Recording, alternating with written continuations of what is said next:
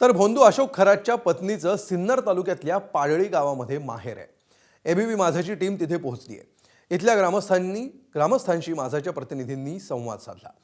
यावेळी खरातच्या गैरकृत्यांविषयी ग्रामस्थांनी नाराजी व्यक्त केली। विशेष म्हणजे हेच गाव माजी केंद्रीय मंत्री अण्णासाहेब शिंदे यांचं जन्मस्थानही आहे। मात्र आता खरातचे कारनामे बाहेर आल्यानंतर इथल्या ग्रामस्थांनी संतप्त प्रतिक्रिया दिली आहे। खरातच्या लग्नावेळी त्याच्या अंगावर वार असल्याचं ग्रामस्थांनी पाहिलं होतं। ग्रामस्थांनी माझाशी बोलताना तो किस्सा आवर्जून सांगितला।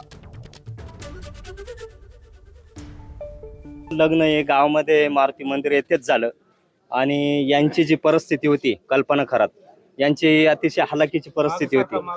परंतु कॅप्टन अशोक खरात यांचं वय भरपूर असल्यामुळं घरच्यांचा विरोध होता, परंतु यांची परिस्थिती नाजूक असल्यामुळे हे लग्न त्यांनी होकार देऊन ते लग्न केलं। परंतु ही व्यक्ती अशी असेल अशी कल्पनाच नाही। तो इडा आंघोळ करताना कपडे काढीत नव्हता।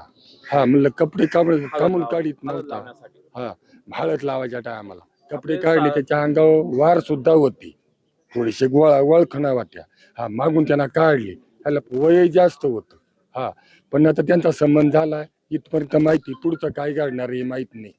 आमच्या गावाचं नाव पूर्वी केंद्रात होतं अण्णासाहेब शिंदेच्या रूपाने, तेव्हा आम्हाला अभिमान होता। पण या आमच्या गावाचं नाव खूप खराब केलेलं आहे। तर त्याच्यामुळे आमच्या गावाची खूप बदनामी झाली आणि त्याच्यामुळे त्याला शासनाने कठोर कारवाई करावी अशी आमची सर्वांची इच्छा आहे।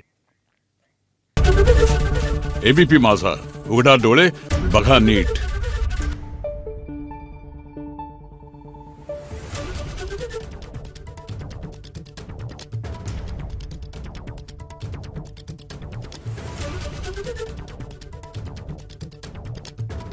Thank you.